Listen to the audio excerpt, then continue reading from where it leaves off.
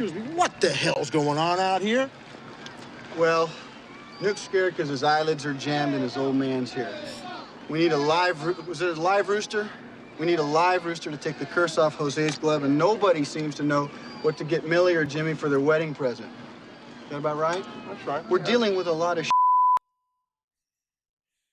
Candlesticks are always a good idea. Maybe a place setting or two. All right, let's get to the DLS Stars podcast. Starts right.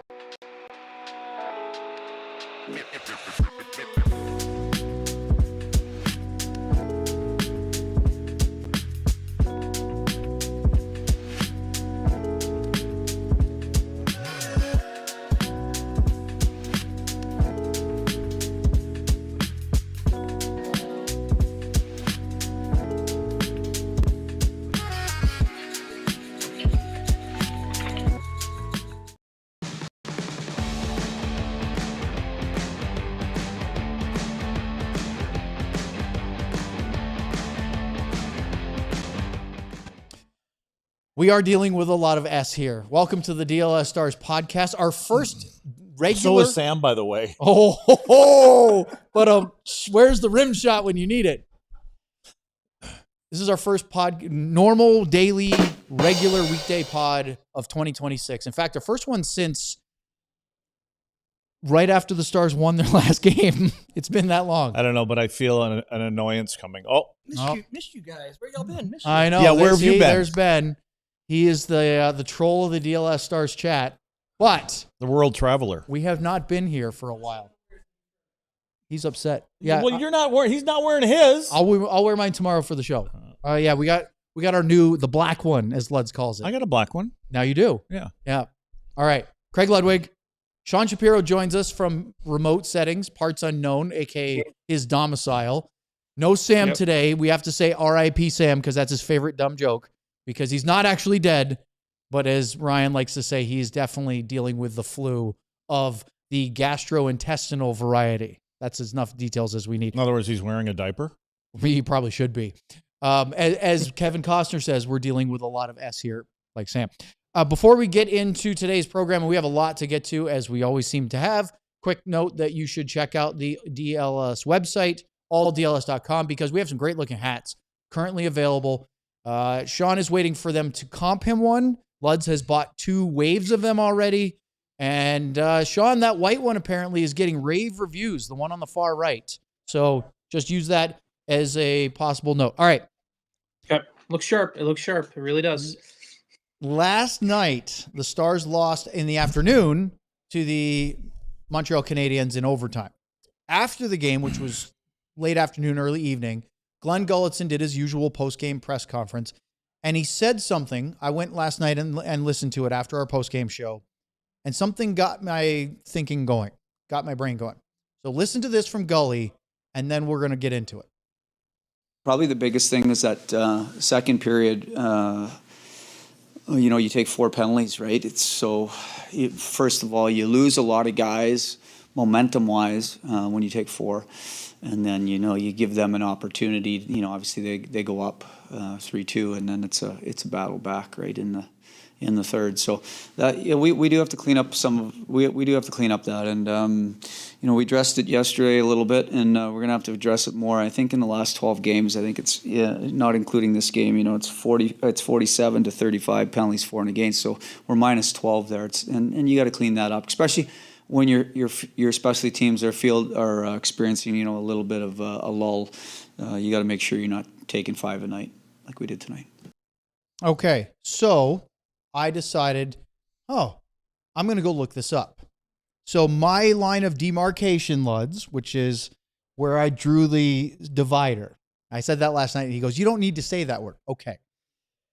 December 1st. In the last 16 games, including yesterday afternoon, Dallas is 8-4-4. That's a .625 point percentage. In most cases, that's a fairly good number. But it's below where they were at the start of the year. They've been shorthanded 52 times. They've been on the power play 38. That's minus 14. Well, divide that by 16 games. That is a negative .875 power play PK differential. That means that on average, They're taking one more penalty and being shorthanded just under one more time a game. That doesn't seem like a lot. However, in that game yesterday against Montreal, the second period derailed what was a pretty good 5-on-5 game. And I asked Gully about it this morning up at practice Frisco, and he said, yeah, our 5-on-5 numbers, we were pretty dominant over the Canadiens. They had, by my tracking, 10 scoring chances on the power play in that middle frame alone. Compare that to the beginning of the season. First 26 games, start of the year through the end of November, they were 17-5-4. That's a 731 point percentage. That's very good. They were +7, 89 power plays, 82 times shorthanded. So it's just a little shift. The big number, though, is +1 power play goals scored versus power play goals allowed versus +12 in that first segment. So even though the penalty kill has been much, much better, the power play has actually regressed. What do you make of all that nonsense that I just spewed? That's a good word to Thank use. Thank you. How many penalties that they've taken do you think are roughing penalties? Roughing? Mm-hmm. Versus stick infractions? Versus hooking and holding and tripping. I think it's that, and that's what Gully said today. He thinks there's too many lazy penalties. Well, use that word. They're frustrating because the game's not coming to them as easy as it was before. And I mean, what I mean by that is the pucks aren't going in the net like they did. I mean, you talk about the power play. They're not scoring at will on the power play. Like, I know I went back last year when we kind of sewered Spotter a lot because he was running the power play. I'm like, change the damn entry. Like, just give somebody a different look once in a while. Well, they haven't done that. At least I don't think they have. I haven't seen a different version. And they're, okay, so did we always talk about, I'm on a power play rant right now. Okay. So we're talking about, my God, they got the same thing. They got 4 guys here and they got Wyatt set up in the middle in the slot. And he got a goal last night. Yeah, it wasn't a power play, but for all intents and purposes, really it's a power play. So that's one. But again, we're past the halfway mark. Teams know what you do. You have to change some things up. You got to get a little uglier, get a couple dirty, ugly power play goals. But from the standpoint of taking penalties, I think it comes out of frustration. Things aren't as easy as it used to be. Teams are playing them differently. Teams are playing them harder. They're, and they're getting pushed to the outside, and then they want to overextend things, and that's when you get the hooking and the holdings when you're chasing back or you lose a 50-50 puck battle. So they just have to understand that here's where you're at. That now, we understand teams are coming at us differently. They're going to play us harder. What's happening on the power play now? They're getting pressured because teams are not going to allow them to just stand around and play a box. Sometimes we call the diamond a box. You just turn it. And they're just not going to pass it through us all the time. Because when this team and these players have time, they can slice us up. So we're taking time and space away. Because again, we saw, was it Chicago? I always say 4-on-5. I'm talking about penalty killing. Yep. It's a 5-on-5. Your goaltender matters. Your goaltender counts. So what they're doing is they're saying, listen, we're going to be aggressive and we're going to expect our goaltender to make a save once in a while. Or if he comes off the goal line, you should be able to stop that. And by the time we cover. So that's my long way of saying it. But I just think that right now things came to them easy. Things were going in the net. And now there's some adversity. And now they just got to play. They just got to dig in. And Sean, to those numbers, to Ludz's talk about the power play, the first 26 games, October through November 30th, the Stars' power play was at 32.6%. Since December 1st, 21.1%. That's a big drop-off. You're muted.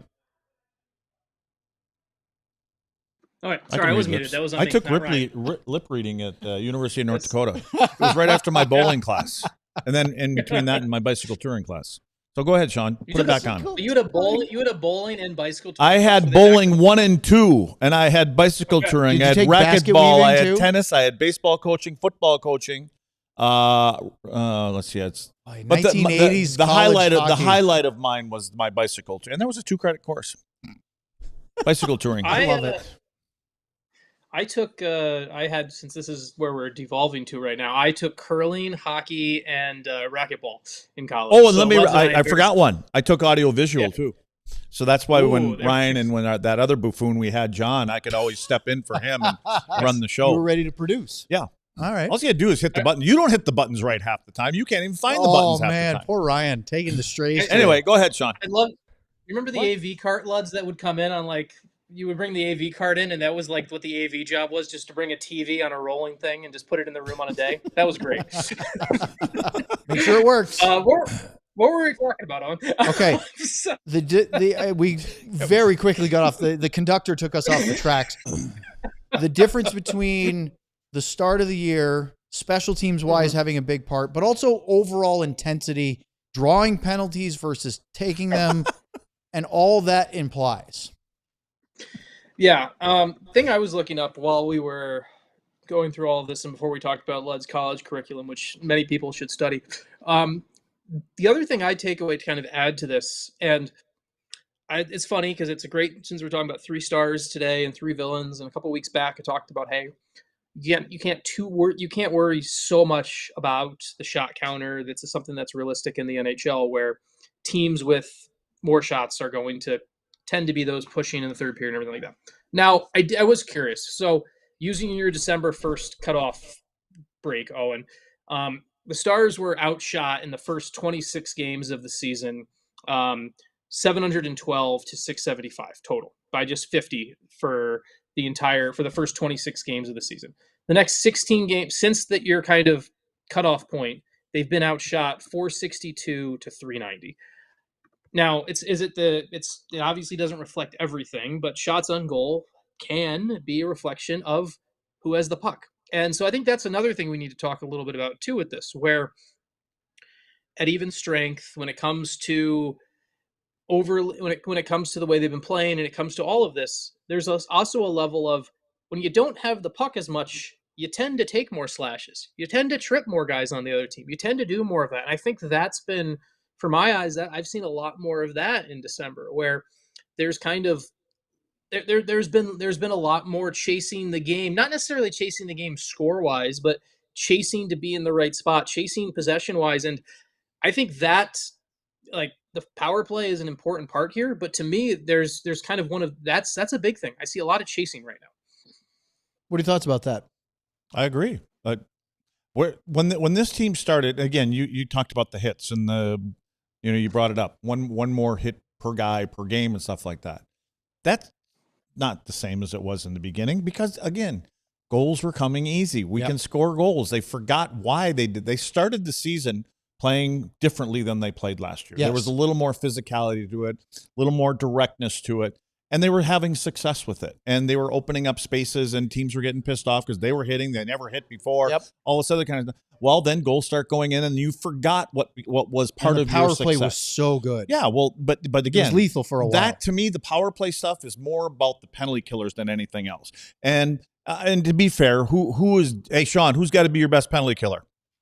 Your goalie's got to be your best penalty killer. And so goalies have made some incredible saves on them. So, and that's all part of what their responsibility is.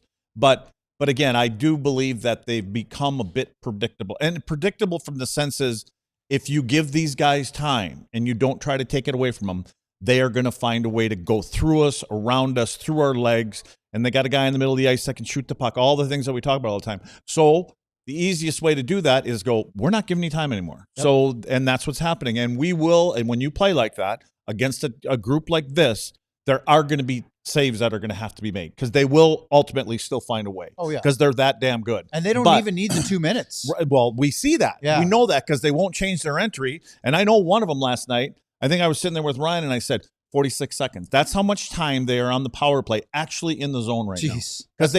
Because they had to, they're, again, it's hard to argue with what they do because they ultimately have success and they know that they only need 1 or 2 cracks to get in the zone and set it up. But again, I keep going, well, maybe your power play numbers will go back up if you're spending more time in that zone.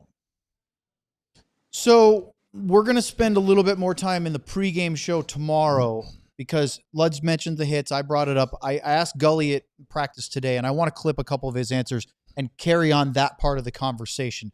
But just so you know, the coaching staff, and he said this today, that a big focus of their team meeting today before they practice was all of this stuff. Power play, entries, the intensity level, getting to the net more, shot volume a little bit, and just a few more hits, because Gully said, he goes, I don't know about the exact numbers, but I feel like we were middle of, I think he said 16th in the league in hits earlier this year, and he knows they've dropped into the bottom third. They were 24th yesterday when I looked, and that's 5-on-5, and that's not right. But that's the main part of what it is. He's aware of this too, so we're going to carry that into the pregame show tomorrow. But up next, Sean hasn't had a chance like we have with emergency pods and pregames and postgames to talk about the Olympics. Let's do that, and let's also hear from Jake Oettinger, because we spent a lot of time talking about Robo. Sean wrote a great article we'll get to next, and then we'll talk about Oettinger celebrating making Team USA here on the DLS Stars podcast. So I'm done playing, and everything that used to be easy, well, it's not so much anymore. It hits you like a brick wall and feels like you're moving through mud. Nobody tells you about this stuff, but one day you're kind of feeling like you're crushing it. The next day you're wondering what the hell happened. Well, here's the deal. Most men start losing their testosterone around 30 years old, and then about 1% every year after that. I wanted to feel energized again, so I'm keeping it simple, doing something natural that supports my body kind of where I need it. So I started taking Mars Men. It helps your body unlock usable testosterone so you can feel like yourself again. There's this protein called SHBG that basically handcuffs your testosterone. Even if your body's making testosterone, SHBG locks it up so you can't use it. You feel stronger with more energy. Kind of like a cup of coffee, but it's steadier sense of drive throughout the day. Supports healthy T levels, energy, and stamina. A 90-day money-back guarantee. You don't love it? Well, then you get your money back. But over 91% of users report high energy levels. Much higher, they say. For a limited time, our listeners get 50% off for life, plus free shipping and 3 free gifts. Just go to mensgotomars.com. That's mensgotomars.com for 50% off and 3 free gifts. Please support our show and let them know that DLLS sent you. Today's episode of the DLS Stars podcast is brought to you by our friends at Wild Fork Foods. If you have not been there yet, you are missing out. If you have, then you know that Wild Fork Foods meat and seafood market has everything you could possibly have. Whether you just need a weeknight meal, if you're meal prepping, or if you have a big spread that you're planning, whether it's a dinner party or past the holidays, you can still make one. I mean, why not do a mid-January big holiday meal? Got to come up with something to get through the dog days of the calendar, right? Meat, seafood, you're talking about beef, poultry, pork, even exotic stuff. Plus, they have all the side dishes that you could look for, and breads and our favorite desserts. 9 area DFW locations. You have to check them out because not only do they treat you well, they have experts at every location that will help you how to prep, cook, and enjoy everything that they have to offer. So check out their website today, wildforkfoods.com, and you will not be disappointed. All right, let's talk about the Olympics for a minute. Before we play the Jake Oettinger clips, which I think are as important, and it leads to something I want to hit Luds about. Sean, you wrote a great piece, I believe it was for your Substack last week, titled, and this is paraphrasing, but basically the thesis was Jason Robertson had no chance to make Team USA for the Olympic roster. I thought it was well written. It made me think quite a bit. I was talking to Luds last night about the whole progression of starting the year because of this off-season surgery and having a slow start, that leading to not making the 4 nations, and that leading to not really having a chance to make this roster. Can you elaborate a little bit your thoughts on Jason Robertson not making Team USA's Olympic team? Yeah, and I listened to your guys' emergency pod about the Olympic rosters, and you guys have covered this really well in the past couple of days, so keep listening to DLS even when I'm not here. They do a better job when I'm not here, honestly. But it's Jason Robertson with this team, Team USA, and you look at what he did in the calendar year, scored more goals than any American in the year 2025. Obviously, building off, didn't get picked for the 4 Nations team. There's not, for all of, it's amazing how much he played himself off the team at the start of last season. And that's the kind of thing, the thing I kept coming back to was, if you're going to say someone has an opportunity to play their way on and they're going to do and change the reputation and everything like that, for Jason Robertson, what he did in this first half of last year that took him off the 4 Nations roster was basically squashed anything he could do. Because I don't know what else he could have done this year within the last calendar year to change that. And there's the other key to this too that comes into play is there's such a the way that U.S. roster is built, and I understand you're building a team and you're building roles, and I get the fact that you need grit and you need guys to grind, and winning the Stanley Cup requires having role players in the third and fourth line that do the right thing and all that stuff. I get all of that. That's how the Stanley Cup is won.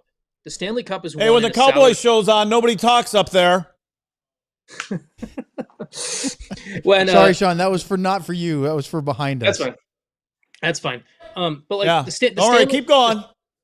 The Stanley Cup has to be won in a salary cap world, even more so now, especially with how it's been changed. So you have to think roles. You have to think that you only have room for 3 to 4 superstar players, and the Stars have more than anyone. Like the Stars are one of the teams that have more than most. With when you have a Mikko Rantanen and a Rope Hintz, a Jason Robertson, so you need your third and fourth line. This Team USA team, I look at it, and for me, it's a funny thought process where they can still win because they have. Well, let's face it, Sean. Quickly, the roster is still really good. Like the U.S. roster is still stacked, even without Jason Robertson. Here's the problem we ran into for me was it shouldn't have been Jason Robertson versus Vincent Trocheck. This is the ridiculous part we've run into. Jason Robertson versus Vincent Trocheck. Jason Robertson versus a JT Miller on the team. Because we're talking about the fact that Jason is on the fringe and everything like that. If you were really going to make me a list of the top 13 American forwards right now and what they've done in the past year and who they are and everything like that, you can't tell me that you make it past 6 or 7 without bringing up Jason Robertson. And that for me has been one of the biggest problems, where I think it's unfair to Vincent Trocheck. I think Vincent Trocheck should be on this team. He's going to be a really good fourth line center. I like what he does. I like what he brings, all that. But now we have to get into this argument of should Vincent Trocheck have been on this team versus Jason Robertson? That should have never been the argument. Jason Robertson should have been higher on this list.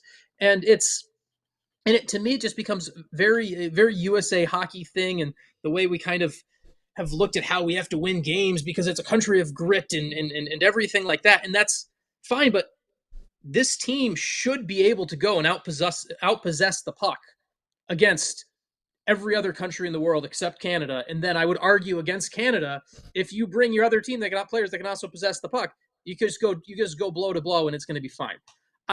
It's the whole. I wrote about it, and I'm better at getting my thoughts off in writing. It's why I'm only a guest on this show twice a week. It's the fact is, the fact of the matter is, we're going to go and say, oh, merit, and you guys can do something to make a team and everything like that. And we're talking about someone who goes and outscores everyone.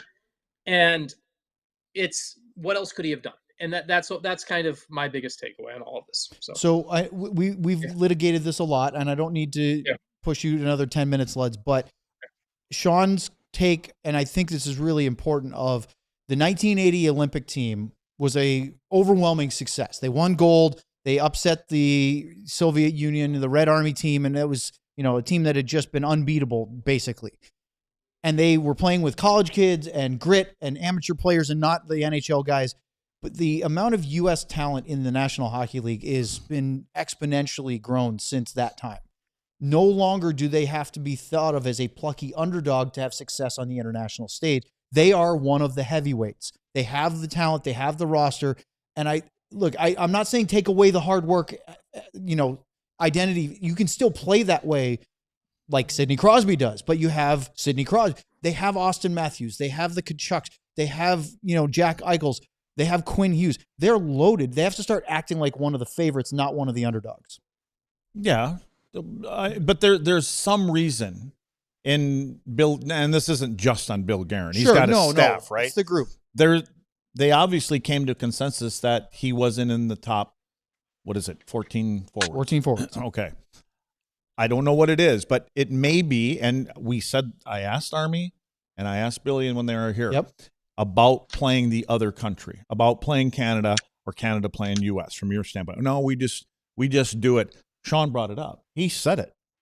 Canada. Yeah. Okay, so if that's the case, let's just say, because I agree with you, Sean, I think that U.S. puts a team together to beat Canada, and Canada makes sure they put a team together to play them. And even if they don't get to the gold medal round, we beat the other one. That's important to the countries.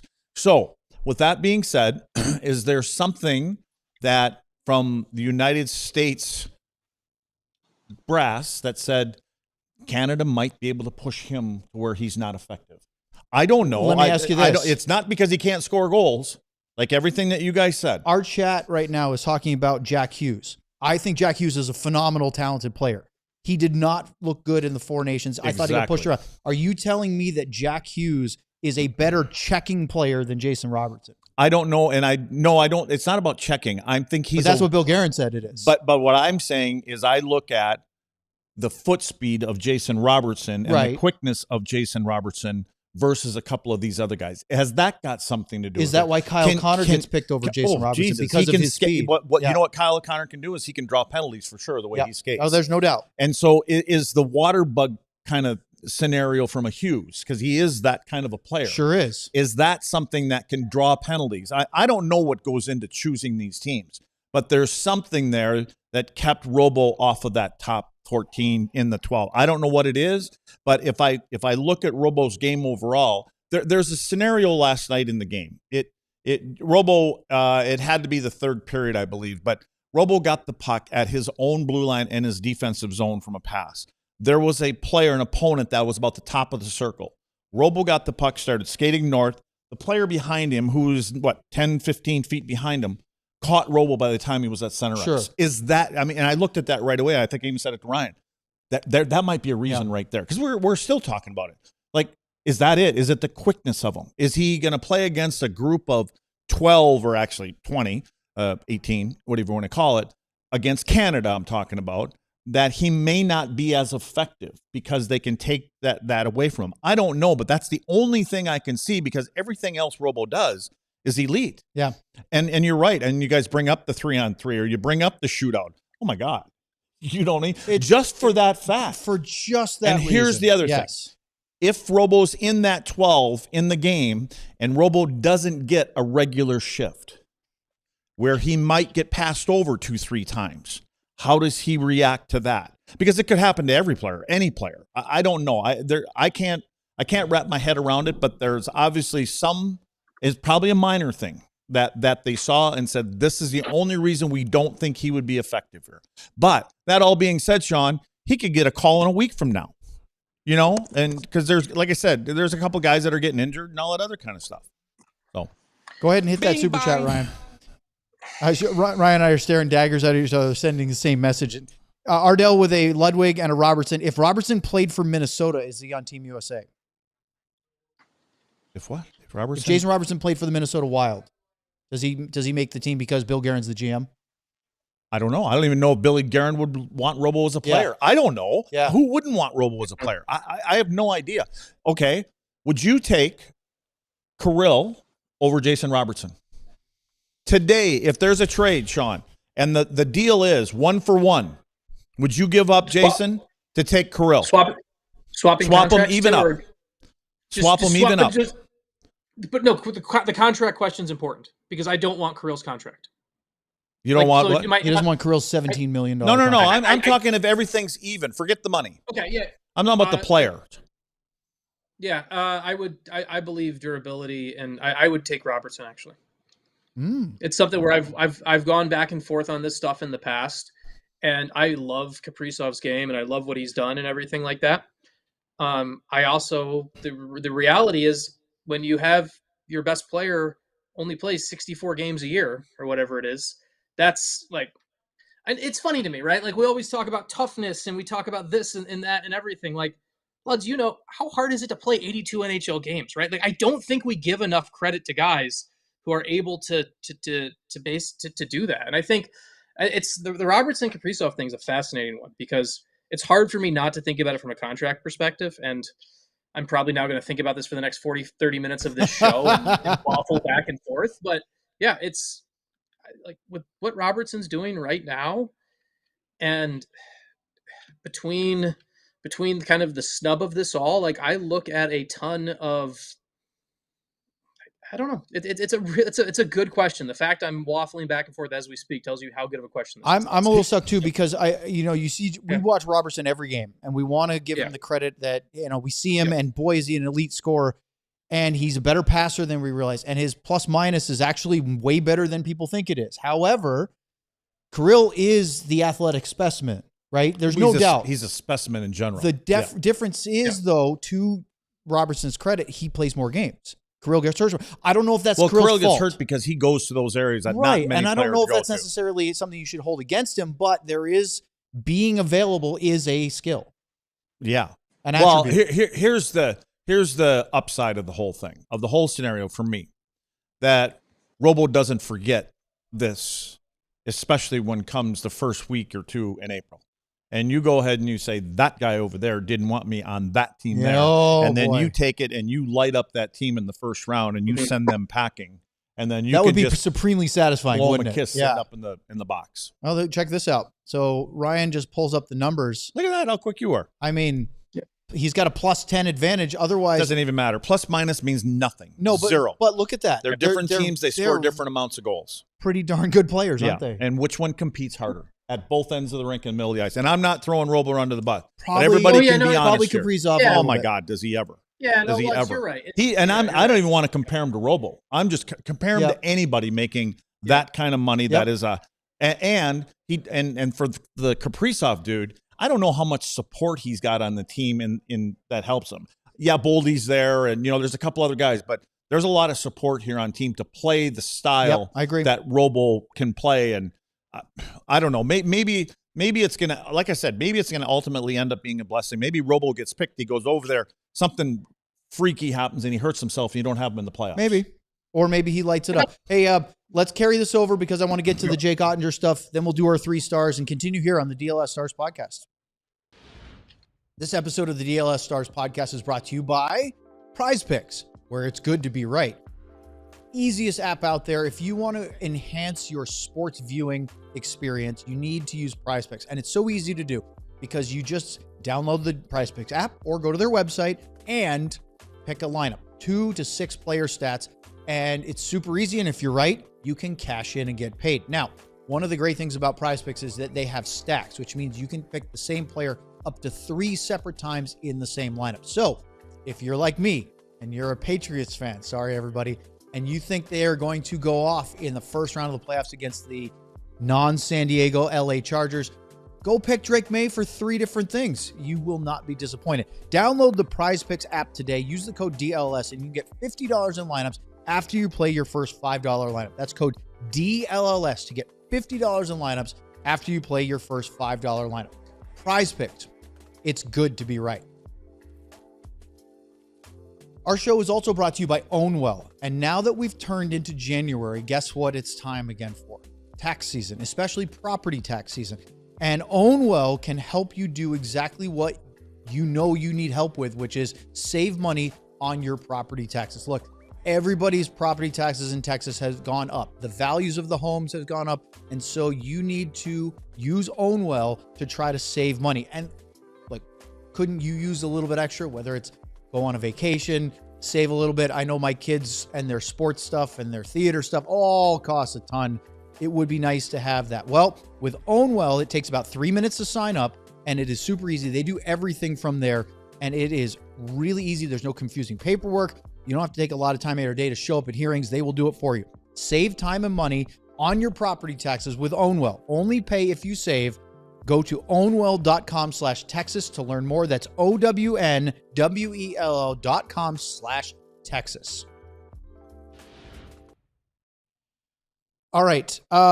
Before we get to Jake Oettinger, Sean wanted to carry one more Jason Robertson point. Look, we know this is a hot button topic. We could go through the whole show with this. We're trying to keep moving, but this is important. So Sean, go right ahead. Oh, Sean's muted again. Just trying to be kind to not interrupt your ad reads. That's why I was muted. I appreciate it. The one point of play on this that I want to bring up, and it's not to say this person shouldn't be on the team, but we get perception and we get all of this that rips on Jason Robertson and he doesn't deliver in the big moments. He doesn't do this. I was talking to someone the other day. They're like, oh, tell me the big Jason Robertson playoff moment when he can do this. And I'm fine. I'm here. I can hear all of that. You can have that conversation. Why is Austin Matthews on this team in the top 6 selections when I understand he's scored more goals than any other Leaf in team history, but we all of a sudden we talk about certain guys being, they can't do it at the big moments. We can't do this. All I've heard about in Toronto for the last 4 years is about Austin Matthews and friends can't get it done. All I've heard about in Four Nations, he was not good last year in the Four Nations tournament. He's been horrible this year by Austin Matthews standards. Why are we applying where's Jason's proof of life on this that he can do it in big moments when it's not being applied to everyone? That's where I kind of get lost on this, and I get frustrated with this. Where, like, once again, this is not to say Austin Matthews shouldn't be on Team USA. I think he should. No, he very much should be. He should be on Team USA. But if we're going to apply the rules that we've applied to Jason Robertson in this narrative of where it is he in the playoffs, where it is he this and everything like that, you got a guy you're literally probably going to give one of the captaincies to, who has just been horrible in the postseason and just gets ripped all the time for it, right? Like, where is the? That's the part that I kind of get most frustrated with this whole Jason Robertson discourse, because we get pulled into the conversations of I have to argue against Vincent Trocheck or I have to argue against JT Miller, and we shouldn't be arguing against those guys. I have to argue that, well, what Jason does is, well, I have to argue that scoring goals is a good thing. Last time I checked, scoring goals won games in the, like, the other thing, like, I compared Jason to, obviously not an exact comp, Lud, so I want to be very clear. They are not an exact comp. But what's the last championship USA won in a best on best tournament? Do we know? Does anyone here know? Best on best. Best on best. Best on best was it? It was the World Cup of Hockey in '96. Okay. Yeah. Brett Hull was second on the team in points. Brett Hull was second on the team in the points in that tournament. He was great in that tournament. Brett Hull was a very similar in many ways on ice to Jason Robertson, not comparing the two off ice personalities, but Brett Hull was very similar, where there was a lot about his game, Luds. You know, you played with him, where he played less defense than Jason, but he could score a goal and he could do one of the most important things in the game.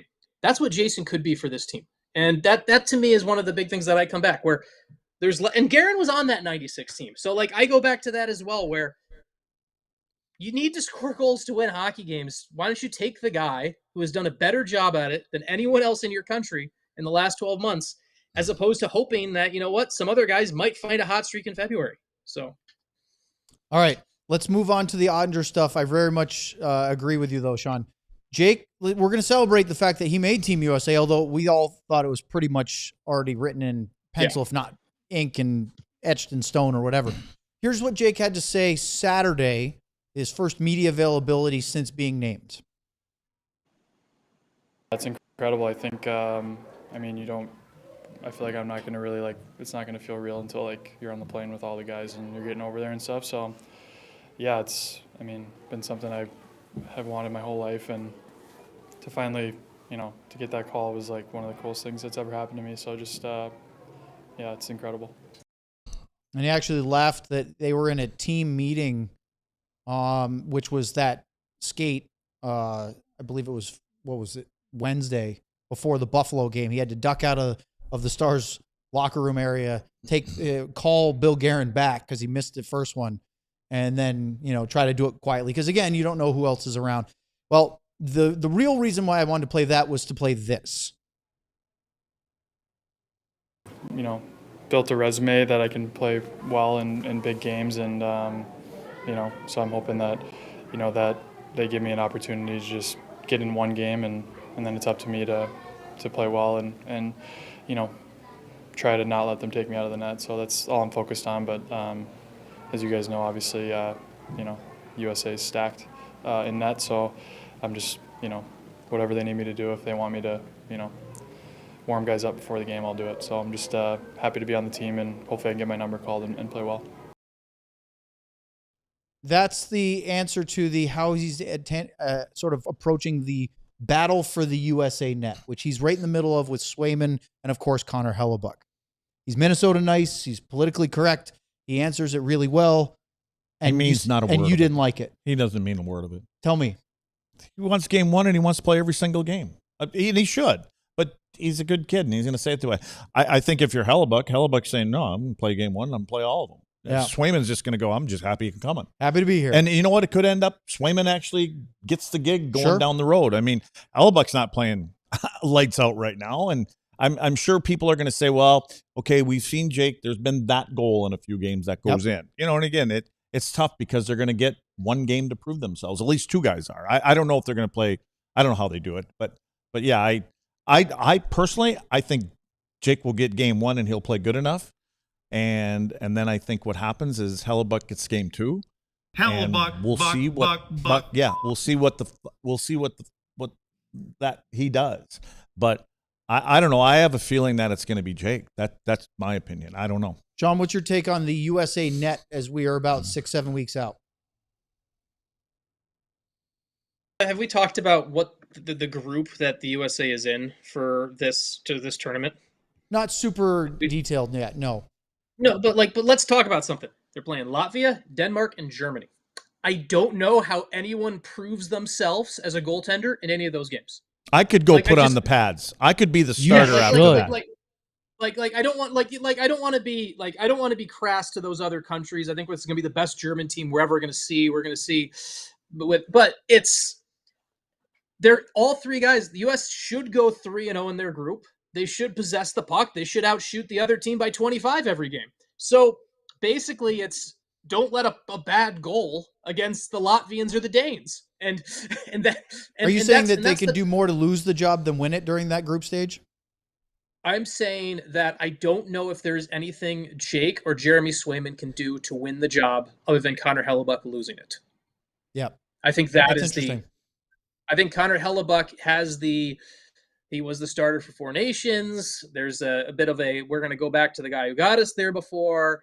And I think at the end of the day, I think Connor Hellebuck has to lose the job the way Brodeur lost the net to Luongo in 2010 for someone else to get it. And that's just the way I look at it. I just don't think the preliminary rounds are tough enough games for somebody to are enough for somebody to be able to really get to win the job.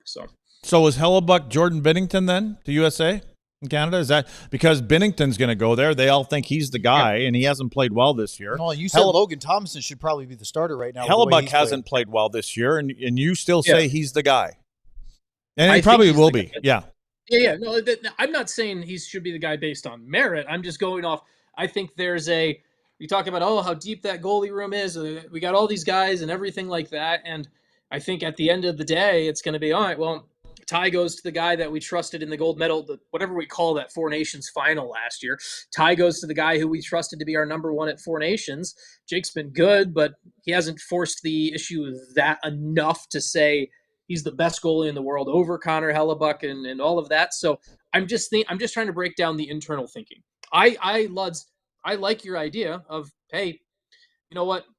I'd love to see him get game one, but the reality is they're playing Latvia, they're playing Denmark, they're playing Germany. And I think unless you're given all three one of those games, they're probably going to give someone's going to get two. And as long as they don't bomb, they're getting the quarterfinal. All right. We are almost out of time for the segment. We have to do 3 stars and a practice update. So let me give you a couple of minutes of practice update, and then we'll get to our 3 stars in our next segment. Couple of notes for you real quick from today up in Frisco. No update on Jamie Benn, other than, as far as his health, is that he's not going on the trip to start. Glen Gulutzan left it open, saying that there's a good chance that Jamie could join them for the California leg. Ryan, if you would throw up the graphic of the upcoming schedule, because the Stars have a season-long 6-game road trip starting tomorrow night in Carolina. Luds, I know you are very focused on this one. The Stars will play the Hurricanes.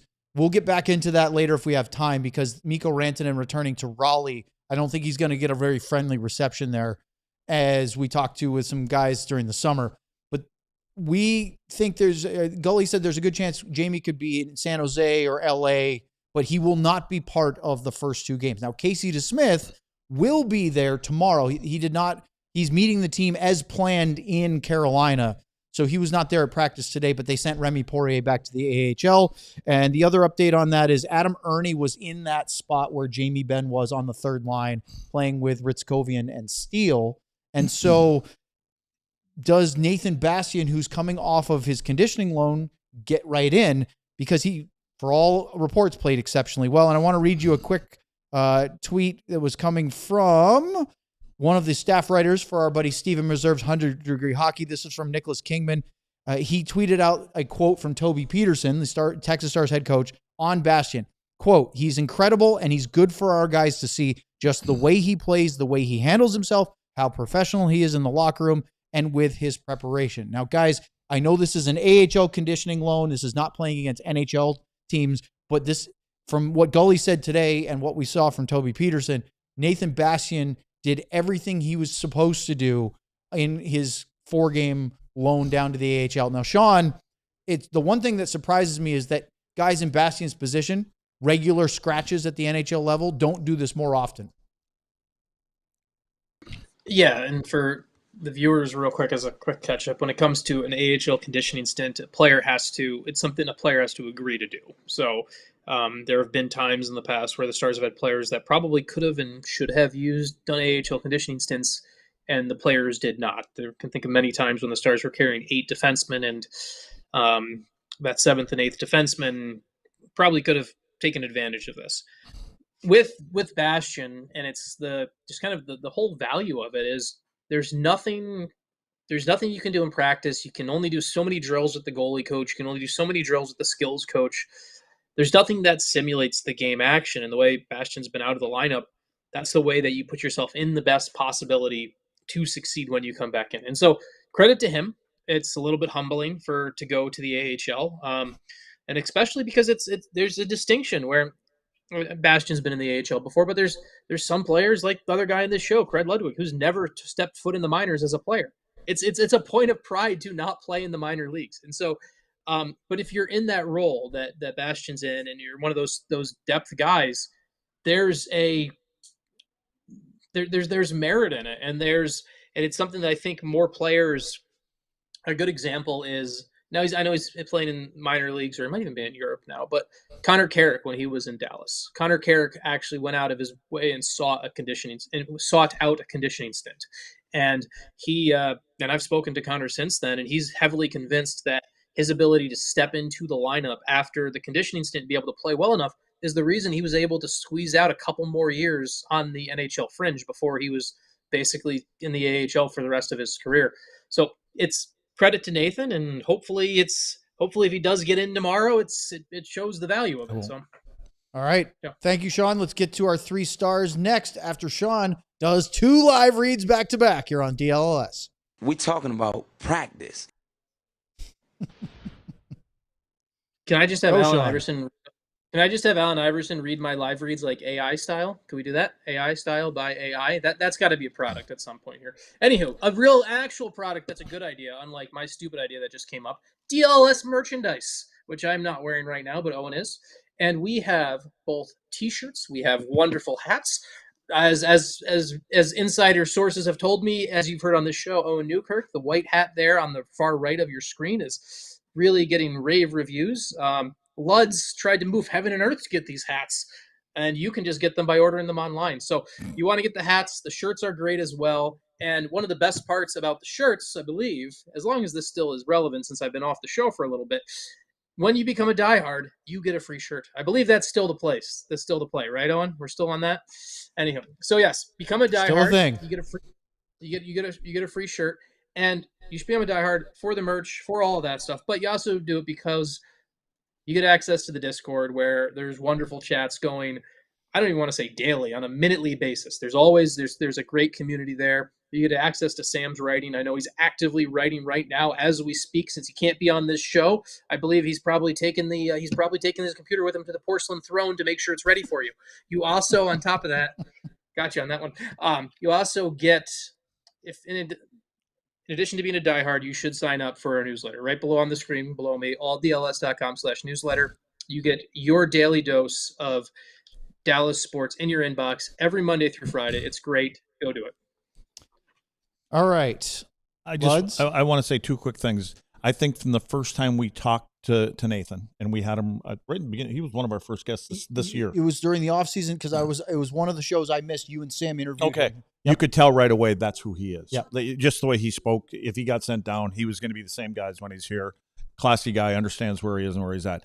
Jamie Benn, I watched that thing over and over again this morning. What'd you see? He generally, when you start to fall, the first thing that you do is you put your arms out to kind of shock absorbers.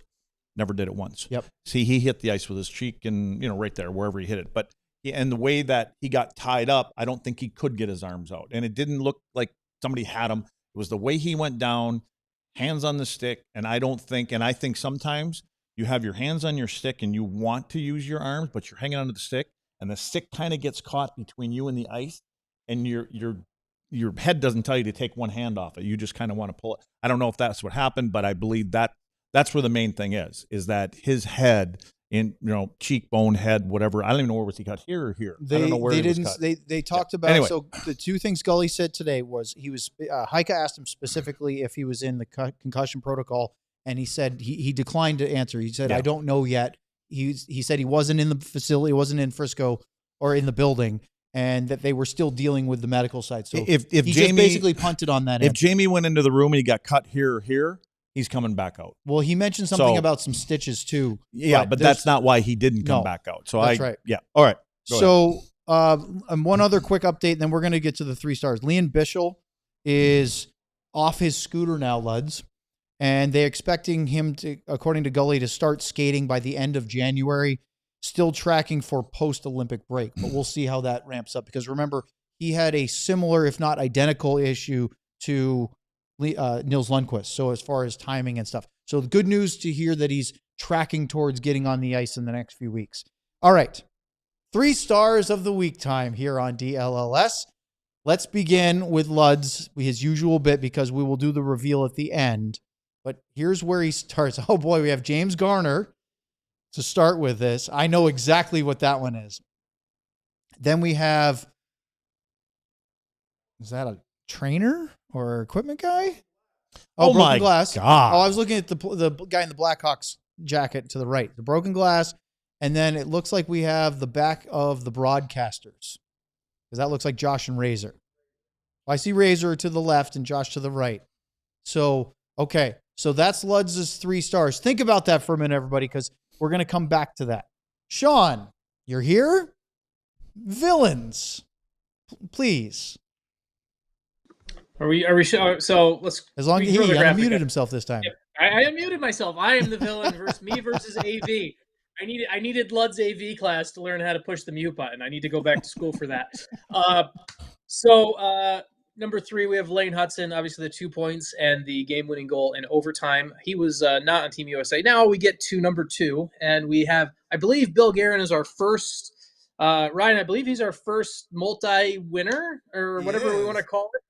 Our first multi-participant on the 3 villains of the week. So he's the leader in the clubhouse for villain of the year, I guess. Even though I wouldn't be surprised if Patrick Dumont doesn't do something that gets him onto this list before the end of the season.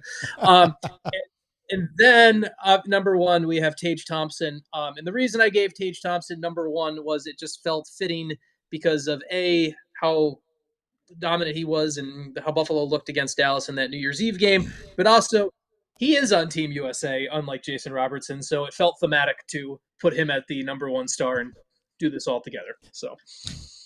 What do you think about the villains? They're perfect. Yep. Yeah.